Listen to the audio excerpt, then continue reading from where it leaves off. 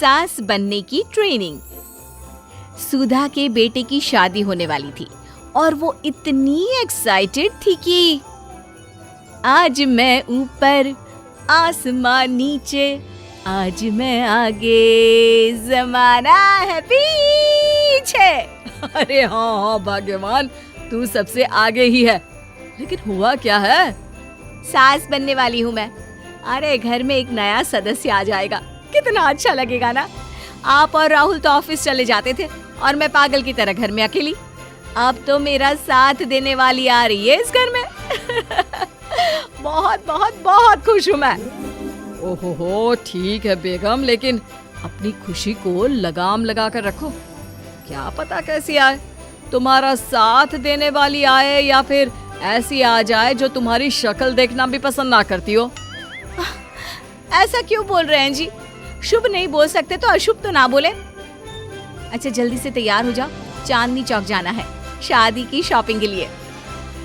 हाँ हाँ, थोड़ी सुबह तो हो जाने दो, दुकानें बाजार खुल तो जाए। तुम सच में ना पागल हो गई हो बहू के आने की खुशी में। बेटा माँ की हरकतें देख रहा था। वो सारी बात फोन पर अपनी होने वाली बीवी राशि को बताता है। फिर पता है क्या हुआ? माँ ना सुबह 6 बजे ही पापा को चांदनी चौक जाने को कहने लगी।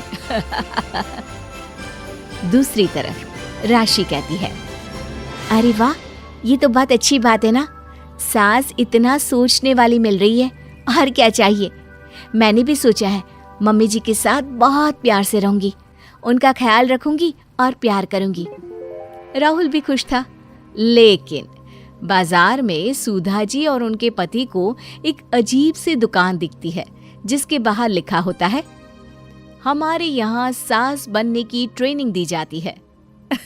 ये देखिए जरा, लग रहा है आजकल के लोगों को कोई काम नहीं है।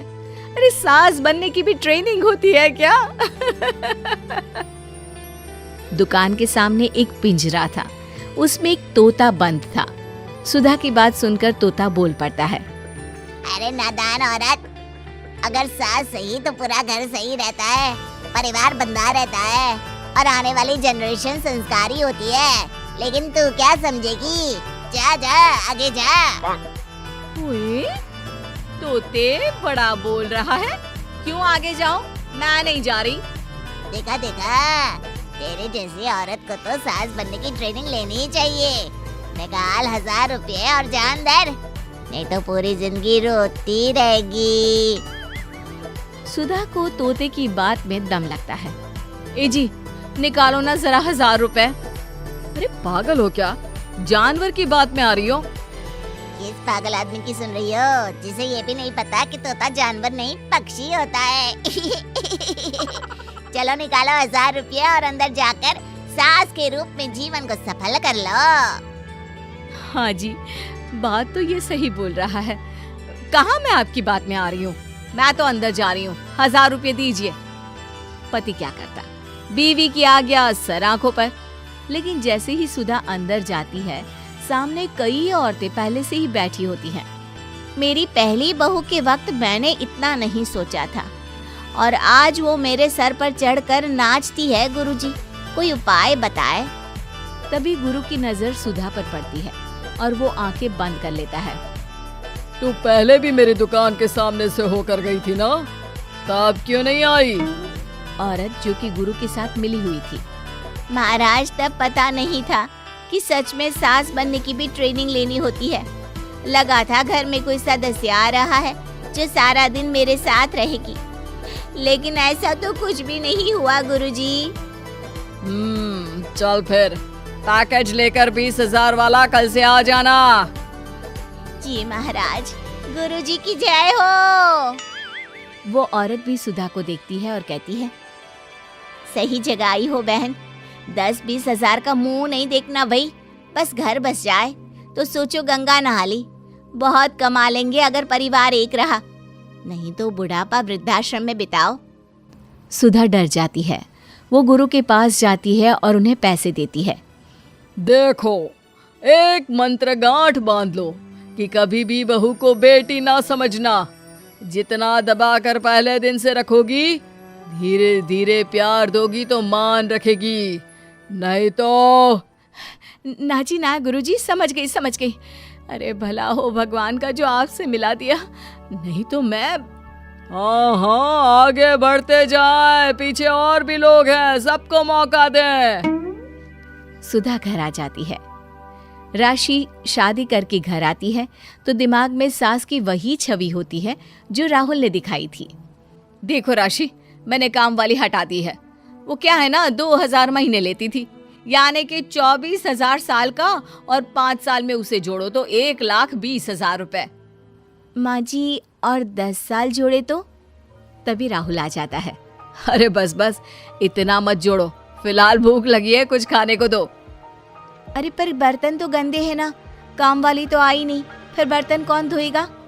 अरे कौन धोएगा मतलब? तू धोएगी? मैं?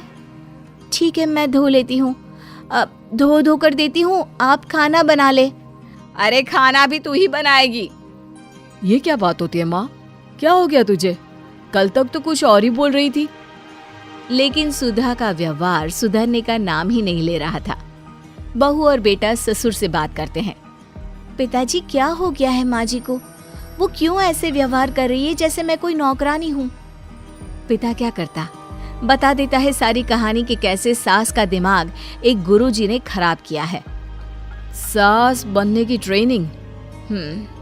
तो मामला ये है, वही मैं कहूँ, कहाँ तो माँ बहू का इंतजार ऐसे कर रही थी मानो साक्षात कोई देवी आने वाली है, लेकिन व्यवहार नौकरानी जैसा।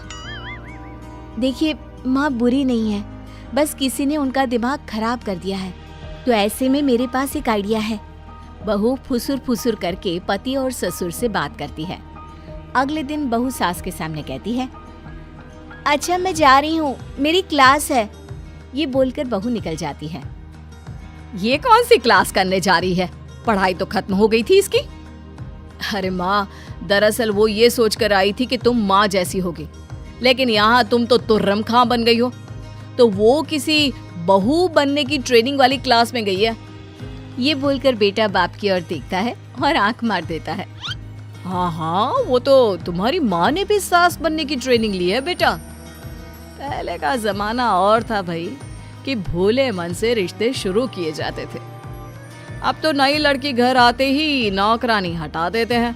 बताओ, पिछले 25 साल से वो नौकरानी काम कर रही थी, तब तो कोई हिसाब किताब नहीं हुआ। अरे पापा, आप भी माँ को बोल रहे हैं?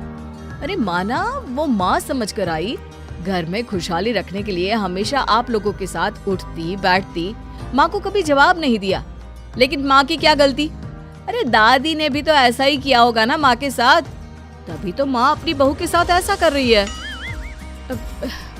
नहीं, वो तो बहुत अच्छी थी, मेरे आने के बाद तो उन्होंने खाना बनाने वाली भी रख ली थी। अरे तो फिर तुमने क्यों काम वाली हटा दी? किसी के कहने पर अपना घर खराब कर रही हो तुम सुधा। अब बहू भी गई है ट्रेनिंग लेने, पता नहीं क्या सीख कर आएगी। नहीं, मैं अभी जाकर उसे ले आती हूँ। तभी बहू वहाँ पर आ जाती है। नहीं माँ जी, मैं कहीं नहीं गई थी, मैं तो सिर्फ आपके लिए ये नई साड़ी लेने गई थी। अब तो सब ठीक है ना?